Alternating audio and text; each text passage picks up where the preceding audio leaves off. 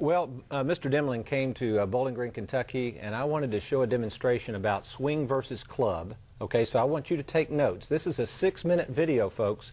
Watch this very closely, and even for you at home, take notes and think about what this has to do with money and some of the things he says about golf. Okay, so we're going to roll this video. It's about 6 minutes, and you take notes along. We'll come back to this. All righty, here we go.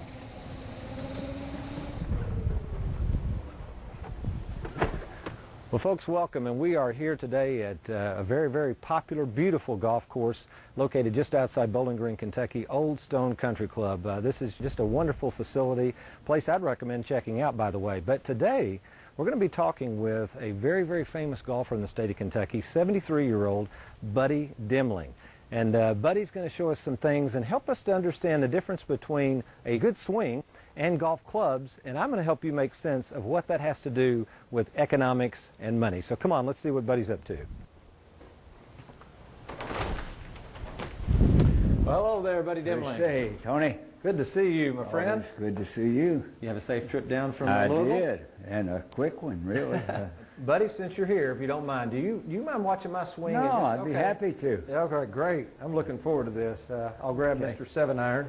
Now, right. Buddy, keep in mind, I've played golf since I was 12 years old, I guess. I've never had a lesson. Well, sometimes it's good, sometimes it's bad. So, okay, you looked at my swing. And by the way, I've got some good clubs, don't I? you do. These are nice clubs. Not real nice All right, clubs. thank you. Yes. All right. You're too quick. You jerk the club back when you... Now, remember, did I tell you I was an athlete? I was taught to be quick at everything. Well, the thing is, it's not how fast you hit that golf ball, it's how solid you hit it. And the other thing is you don't hit it on the backswing. So there's no sense in getting there in a hurry because you have to change directions back here. The club has to go back and down, not back down. You want the rhythm of the swing so that at the bottom here, I've got the club, speed, my body, my hands, and everything getting to the ball at the same time. Where you swing at it, you hit it hard. Well, you're spinning it. So if you hit it to the right, you're going to really hit it right. Or if you hit it left, you're going to hit... This way, you hit it solid, and the ball's turning over in a straight line. Just a second. Hesitate at the top a little. Okay, Just let me give that a second. whirl. There. Much better. Well, that actually felt a little better, quite frankly. Well, it's... But I didn't feel like I it's gonna swung, get better. though, hard. It went as far or farther, though. See, I still don't get that. I've been trained to go as hard as you can, hit things as hard as you can. It's like money, you know, blowing and going. Isn't that how you make all this money in life? Well, No, not I necessarily? think that sometimes you sit back and watch what's going on, and then you smoothly move into the game. That's a good analogy. What have you seen over the years, Buddy, even with professional golfers? I know you've played for years. You've been on various tours. Tell us about the pace of the game and how important that is. You take a player like Gene Littler, or myself even.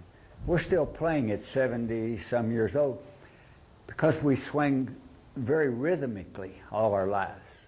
It's not always how hard you could hit it, but it's keeping that ball in play in front of you and figuring the shot you were going to hit next. You don't have to kill it. If you notice you swung smoothly, you hit it solid, and it goes just as far. Yeah, it's amazing. And there's, you know, Arnold and Jack got a knee replacement. I truly believe it's from golf. They hit everything as hard as they could hit it at the bottom of the swing. The hard, you know, they had the hip and the hands working. And Keeping the ball out in front of you, keeping it in play, keeping your head about you when maybe you have a bad shot. You do still have bad shots, don't you? when I hit a bad shot, I try to keep it minimum, not try to knock it in the woods, no, or out of bounds. I want to hit it, if I hit it badly, I want to hit it in the first cut of the rough or maybe a bunker next to the green or that, where that I can play the next shot. But if you hit it over in the woods, you can't play it. Hit it in the water, you can't play it. You got to keep that ball in play. And the harder you swing, the more chance you got of moving at the ball and leaving the club face open or closed. What about playing it safe? Do you feel that the golfer that's thinking one step ahead and is trying to play a little bit conservatively sometimes, is that sometimes better than just being all out aggressive and let her Oh, I rip? think it definitely, you got to plan the shot before you hit it. I plan the whole 9 yards before I go out to play. I mean, You already know what you're going to do. And I know what I want to do on every hole before I start out in a tournament. All right, buddy. I know you're a good golfer with regular clubs, and I know you're known around the state as a trick shot artist, but I have been anxiously waiting you to try to hit this thing. Can't wait to see how this works. Still the same swing? Same swing. Nothing changes. Huh. Oh my goodness. That went better than my 7-iron. All right, let's see. Let me grab another one. Hold on to that one. We got a whole wide variety of these. So how long did you do this? How long did you go around the state giving these I've been around the world. Oh, have you? Yeah, I've been to England, Scotland, France, Switzerland, Buenos Aires. All right, since 1964. This club even has, what, about 4 elbows, so well, I can't wait to see I don't have a this. name for it, but, all right. but this one's for you, Tony.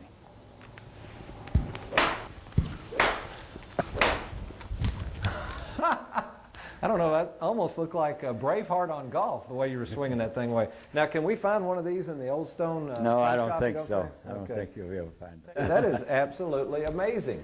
So I guess the lesson here, and you've proved it, we got the newfangled $300 drivers, and we got these 2 Clyde the Diddley Hopper things, and what you just proved to me is it's all in the swing. The swing is the thing. Oh, boy. Well, thank you so much. This has been very interesting, buddy. I'm going to let you get back to it so we can actually try to get in 9 holes of golf. How's that sound? Sounds good to me. Good. Thank you. You're welcome. Whoa, I think the analogies are obvious. First of all, I'm very impressed with your swing. Wasn't too shabby. I appreciate that, but you don't know much about golf, so my swing would look good compared to yours, I'm sure. This is true. I always tell everyone I don't golf unless it has a clown's mouth or a windmill. They're not going to find me golfing. But Buddy Demling, I think there were some obvious analogies, and I want to talk to you about these, Tony. He talked a lot about not hurrying, about keeping your head about you, even if you have a bad shot, about planning ahead. So when you asked me to make notes, those are the notes I made. It seems to me that the more methodical player, the player who uses his head when he's playing golf and not just tries to hit it hard and fast, that's going to be the winner in the long run. And that's what you want over the 18 holes. You want to be the winner at the end. And the part about him still playing at 73 was interesting. You know, I run into people who are burned out on money. They've tried so hard, they've taken risks with their money, they've landed in the woods with the money, they've gone and they've gotten all these penalty strokes, and they don't have a financial coach or somebody to guide them, and they get very frustrated, and I think they get burned out. I'm meeting a lot of people now who are close to retirement, and they just don't know what to do. They're tired of getting advice from people. They've listened to all the golf club salesmen. They thought the golf club was the magic bullet. And what we're finding out is even with those old goofy clubs Mr. Demling uses, he could hit it better than I could, see? Whoa. Well, I definitely want to, and I know you do too as well. Please give us a call right now. We'll talk a little bit to Tony Walker about the financial expert and the golf expert, Buddy Demling. I've got an example when we come back. All right, some more examples coming up on Wave 3 Listens Live.